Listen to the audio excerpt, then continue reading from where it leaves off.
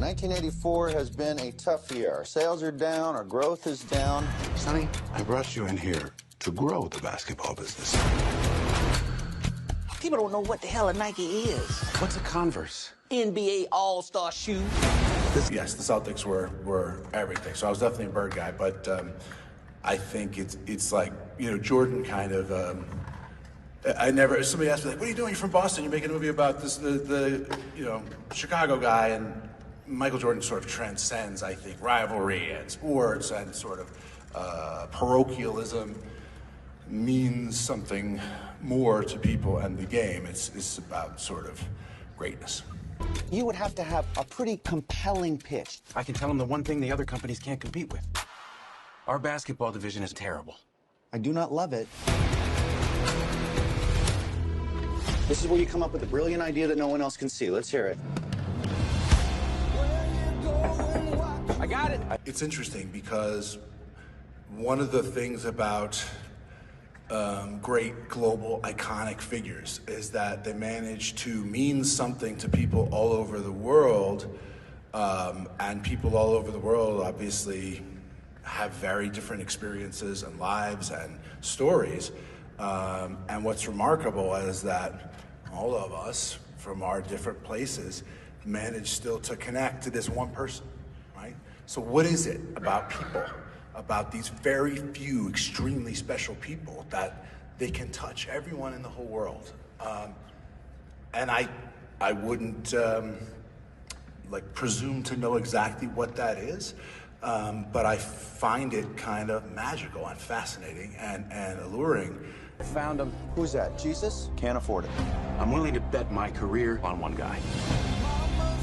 My name's Sonny Vaccaro. I'm with Nike. Do you typically make it a habit of showing up at people's front doors unannounced? I don't like to take no for an answer. Oh, man. Here we go. You ask me what I do here. This is what I do. I find you players, and I feel it this time. Yeah, okay, it's risky. When you were selling sneakers out of the back of your Plymouth, that was risky. Don't change that now. For a rookie? Yes. Who's never set foot on an NBA court. That's the literal definition of rookie, yeah. Everybody else around him is there, but he himself, you never see his face. And I think that, in a way, relieved some of the pressure, but there's definitely a pressure to the only pressure I really felt was to, like, really be respectful of and do justice to who he is, what he means to people, and treat that with the appropriate respect. That is meaningful to me, very meaningful. What's the plan? We build a shoe line around just him.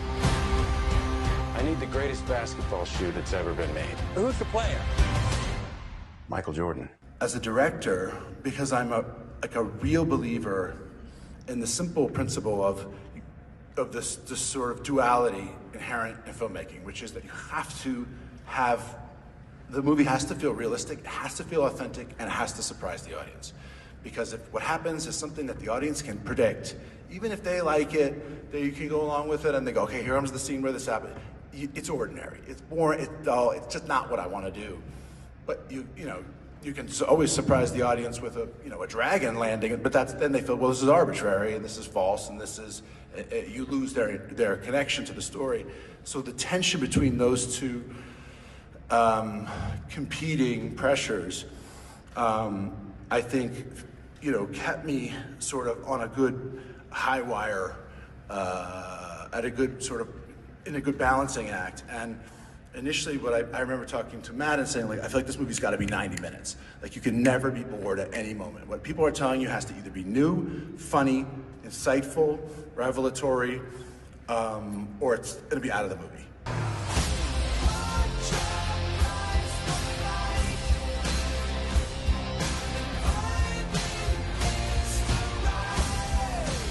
You have our attention.